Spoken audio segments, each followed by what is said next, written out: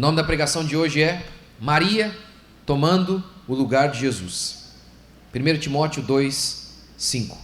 Porque há um só Deus e um só mediador entre Deus e os homens, Cristo Jesus, vírgula, homem. Deus está sentado no céu, no seu trono de glória. Óbvio, a gente sabe, isso é uma linguagem figurada. Deus é Espírito. Mas nós estamos aqui na terra. E quem nos liga? Somente um que é homem, 100% homem e 100% Deus. Jesus é Deus. Jesus é o Deus homem. Não há nenhum como Ele. É por isso que Ele pode pegar nas mãos de Deus, porque Ele é Deus, e Ele pode pegar nas nossas mãos, porque Ele também é homem. É como se fosse um tradutor que fala inglês e português. Ele pode pegar na mão do americano e Ele pode pegar na mão do brasileiro e conectá-los, porque Ele tem os dois idiomas. Nosso Senhor Jesus Cristo é o único que tem isso. E por isso o texto diz, Ele é o único mediador, o único homem que pode fazer a mediação entre Deus e nós. Entretanto, a Igreja Católica diz em seu catecismo que Maria é mediadora. O texto é claro. O texto é claro. Só há um mediador, Cristo Jesus, homem. Mas eles afirmam que é Maria. Maria é um dos grandes símbolos da idolatria católica, o maior símbolo. A idolatria, como eu falei para vocês semana passada, é proibida na Escritura. O primeiro mandamento declara: não tenham outros deuses. O segundo: não faça imagem e não preste culto.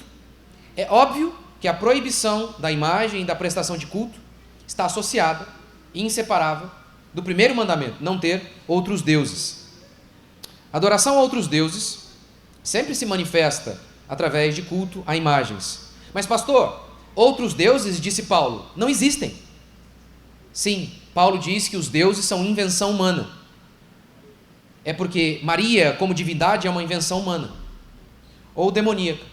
Como Paulo declara, fugir da idolatria. E ele continua, porque o que eles oferecem, o culto que eles prestam às imagens e aos ídolos, diz Paulo, é a demônios. Portanto, é muito grave o catolicismo, porque ele quebra o primeiro mandamento, o mais importante de todos. Não é por acaso que está em primeiro lugar. Deixe-me mostrar para vocês as citações da própria Igreja Católica, para que você tenha percepção do quão grave isso é. Primeiro, Maria ocupando o lugar de Jesus como Salvadora. Catecismo Católico, parágrafo 964. A Virgem Maria, que durante toda a sua vida esteve associada a Cristo na sua missão, ficou também associada a Ele na sua paixão e na sua morte. Onde? Ela subiu na cruz com Jesus. Ela sofreu profundamente com seu filho. Como? Ela sentiu os cravos, ela sentiu a ira de Deus sendo descarregada sobre ela, como Jesus sentiu, porque Jesus suou sangue diante do cálice. Lembra? Afasta de mim esse cálice. O cálice não eram os chicotes dos romanos. O cálice não era a cruz apenas. O cálice era a ira de Deus que seria descarregada sobre Jesus Cristo. O castigo que nos traz a paz estava sobre ele. Em que ponto Maria subiu no Calvário e bebeu do cálice da ira de Deus? Em nenhum momento. A sua dor foi uma dor de mãe. Era a tradição da igreja, está vendo? A tradição, não a Bíblia. A reconhece como a nova Eva, que ao pé da cruz participa da redenção da humanidade. Ela participou da redenção. Nova Eva. Em várias e várias obras de arte do mundo católico, você vai ver Maria pisando na cabeça da serpente. Lembra da profecia de Gênesis? Porém, inimizade entre ti que é a serpente e a mulher, entre a tua descendência e o seu descendente. Quem é o descendente aqui? É Cristo. Este te ferirá a cabeça, o descendente ferirá a cabeça, e tu lhe ferirás o calcanhar. Quem é que vai ferir a serpente? É o descendente, não é a mulher. É Jesus quem pisa na cabeça de Satanás. Como Paulo fala, que Cristo, triunfando sobre os principados e potestades, os venceu na cruz. Não diz que Maria venceu. O próprio Novo Testamento interpreta esse texto, não sou eu. O próprio Novo Testamento diz que Jesus é o descendente que triunfou sobre as forças do mal. O livro católico, Devoção à Santíssima Virgem Maria, declara: a Virgem Maria escolhida de Deus para reparar a falta de Eva. Como é que é?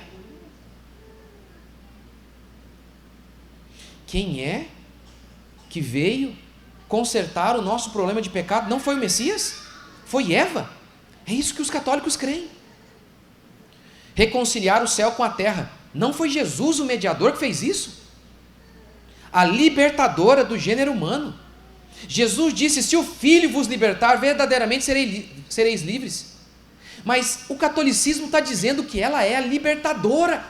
Blasfêmia! Colocando no lugar de Cristo. Isso é gravíssimo. Como alguém pode dizer, não há problema nisso? São irmãos. A Bíblia não fala de uma nova Eva. A Bíblia fala de um novo Adão. Mesmo porque Eva pegou o fruto.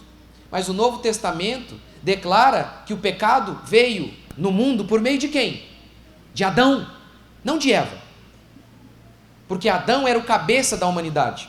Por isso Paulo diz: pois assim está escrito, o primeiro homem, Adão, foi feito alma vivente. O último Adão, porém, é o Espírito vivificante. Quem é o último Adão? É Cristo. 1 Coríntios 15... Opa, faltou um aqui. Faltou esse. Porque assim como em Adão todos morrem, assim também serão vivificados em Cristo. Cristo é o novo Adão. Todos morreram em Adão, não em Eva. Foi em Adão. Por isso não tem uma nova Eva. Nós temos um novo Adão, que é Jesus Cristo. Agora, não se engane. No catolicismo católico, eles dizem muitas vezes que Cristo é o Salvador.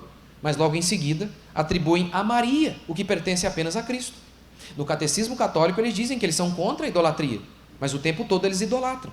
Então é insignificante que eles digam que Jesus é o Salvador, se logo em seguida eles colocam Maria na mesma posição que Cristo Jesus. Outro texto católico.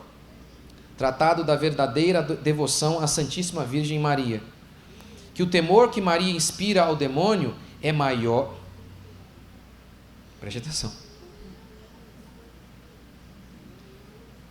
Que o temor que Maria inspira ao demônio é maior que o que lhe inspiram todos os anjos e homens, e em certo sentido, o próprio Deus. Eles estão dizendo que os demônios têm medo até, em certo sentido, mais medo de Maria do que de Deus. Mas são irmãos. Blasfêmia. Blasfêmia. Catecismo, parágrafo 969. Maria é mediadora. Mas o que nós acabamos de ler aqui? Há um só mediador entre Deus e os homens, Cristo Jesus, homem. Outro documento católico. Pela obediência, ela tornou-se causa de salvação. Documento católico.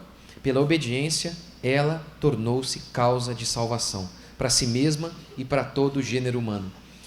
Se você falar assim, não, pastor, esses livros aqui são irrelevantes. Primeiro que eu citei o próprio catecismo, que é o documento oficial. Mas todos esses documentos que eu citei, católicos, reverberam o que vocês veem na missa católica. Quem era católico aqui lembra. Lembra o tamanho da ênfase que era dada a Maria? Vocês lembram? Como Cristo ficava de lado? Vocês não lembram? Veja se essas frases aqui não refletem o que de fato é a Igreja Católica, em que Maria tomou o lugar de Jesus. Segundo, Maria ocupando o lugar de Jesus como sem pecado. O único sem pecado neste mundo é Deus, é Jesus. Mas a Igreja Católica, em 1854, promulgou a Imaculada Conceição. Maria, concepção imaculada dela, que ela não foi concebida, é óbvio que a gente concorda, no sentido de que Maria, ela teve Jesus, e Jesus não teve pecado. Jesus não teve pecado de forma alguma, mas Maria era pecadora. Mas em 1854 eles disseram, não, ela não tem pecado. Bem-aventurado Virgem Maria foi preservada intacta de toda a mancha do pecado original no primeiro instante da sua concepção. Catecismo Católico, Maria manteve-se pura de todo o pecado pessoal ao longo de toda a vida. Parágrafo 493. Como eu disse, isso foi promulgado em 1854. Só um parênteses. Católicos muitas vezes dizem assim para nós: onde vocês estavam antes de Lutero e Calvino? Eles diziam: tá vendo? Não existia vocês antes. Eu pergunto, onde a Igreja Católica estava antes de 1854? Porque isso é uma doutrina nova, totalmente nova. Não há um vestígio de que os cristãos ao longo da história acreditaram nisso. A gente começa lá em 1140 com os cônegos de Lyon, dizendo algo nesse sentido, mas eles foram censurados e logo isso apagou. Anselmo de Canterbury disse que ela nasceu sem pecado, ela nasceu com pecado como todos nós. Olha, agora, o que diz Romanos 3? Não há um justo, nenhum sequer, todos pecaram. O que a própria Maria disse? Ela cantou: eu me regozijo em meu Deus, meu Salvador. Meu Salvador. Além disso, o argumento que o católico diz é o seguinte: espera aí, pastor, se Jesus não tem pecado, Maria não pode ter pecado também, porque senão ela contaminou Jesus. Se esse argumento fosse verdadeiro, nós deveríamos ter que dizer o seguinte: espera aí, então a mãe de Maria também não podia ter pecado, porque senão ela gerou uma Maria pecadora. E a avó da mãe de Maria, e por aí vai até Adão. Ou seja, nós teríamos que negar a própria crença católica de que Adão contaminou toda a raça, que é a crença do pecado original, de que Adão contaminou todos. Todos nasceram pecadores por conta de Adão, o que é um absurdo. Além disso, em 1950, o Papa Pio XII proclamou a Assunção de Maria. O que é a Assunção de Maria? Isso foi proclamado só em 1950. Se Maria não tem pecado, logo ela não pode morrer, porque o salário do pecado é a morte. Se ela não pecou, como ela vai morrer? Portanto, tem que inventar uma outra mentira para consertar a primeira. Ela não morreu, ela foi assunta ao céu. Cadê? Quem viu? Ninguém.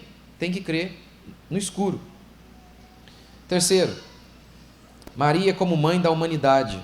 Em João 19, 26, Jesus na cruz do Calvário olha para João e para Maria e diz para João: olha, aí está sua mãe, João.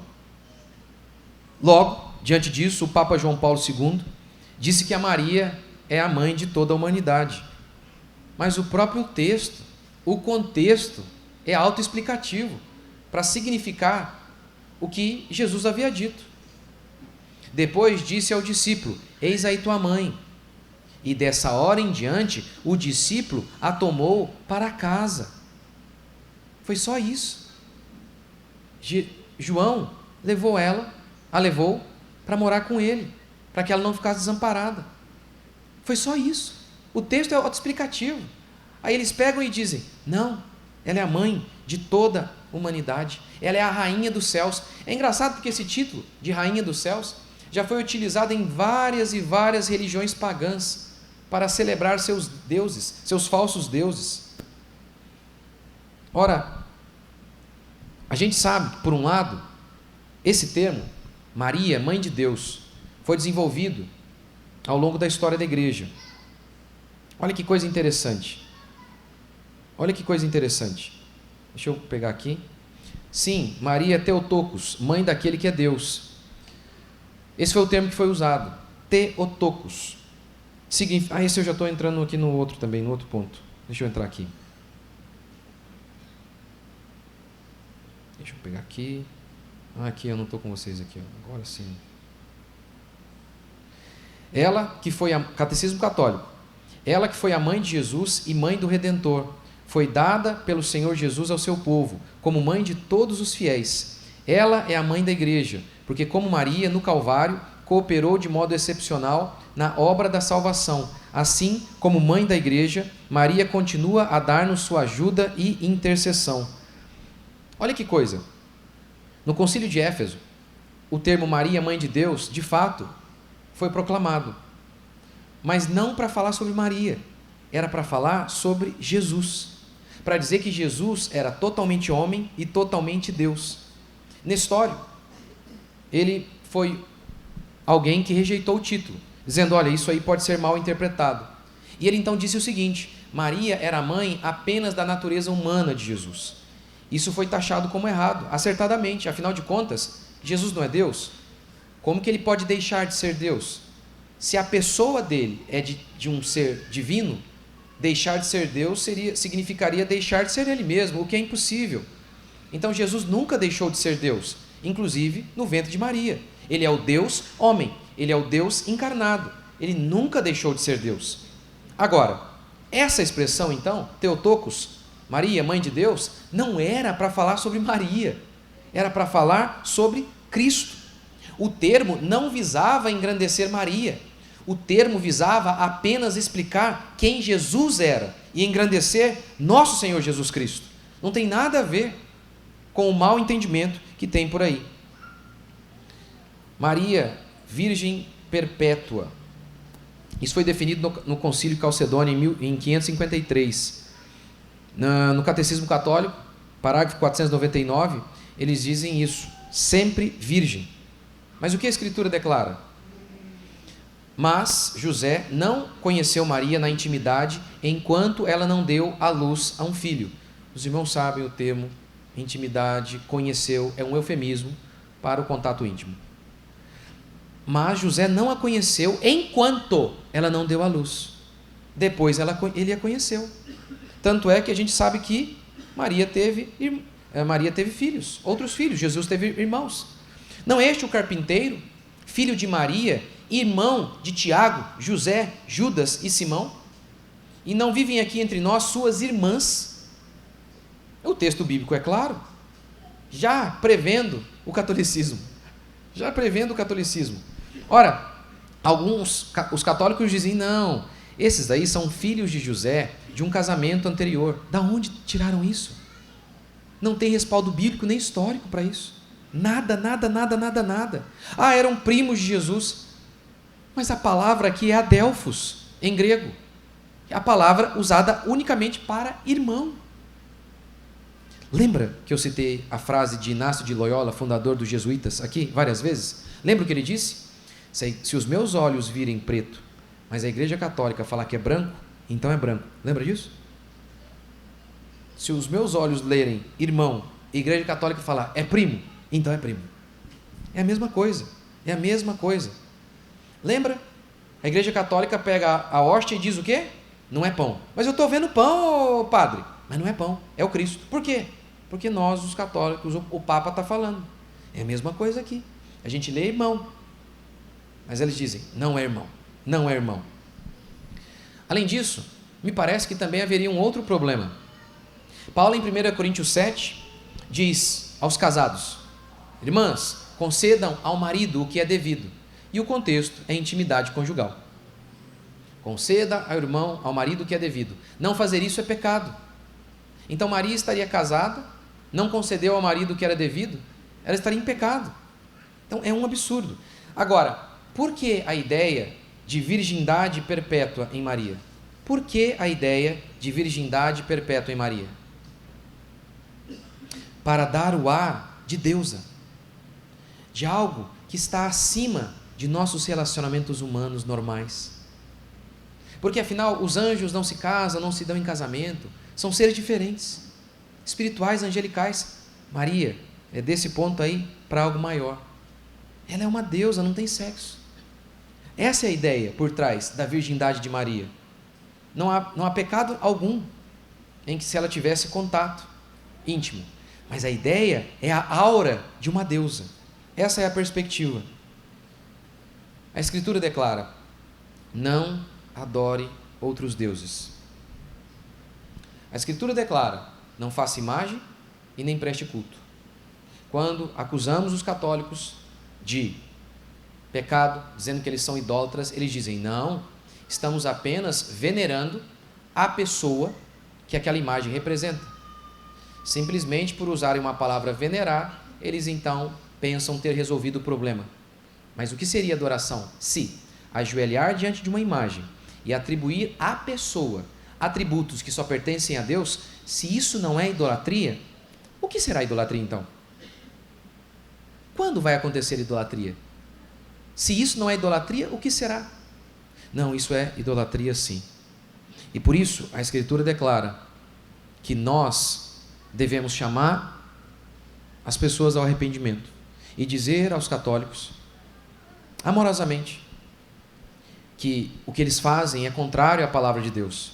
E Paulo disse que o reino de Deus não é dos idólatras, dos adúlteros, dos homicidas.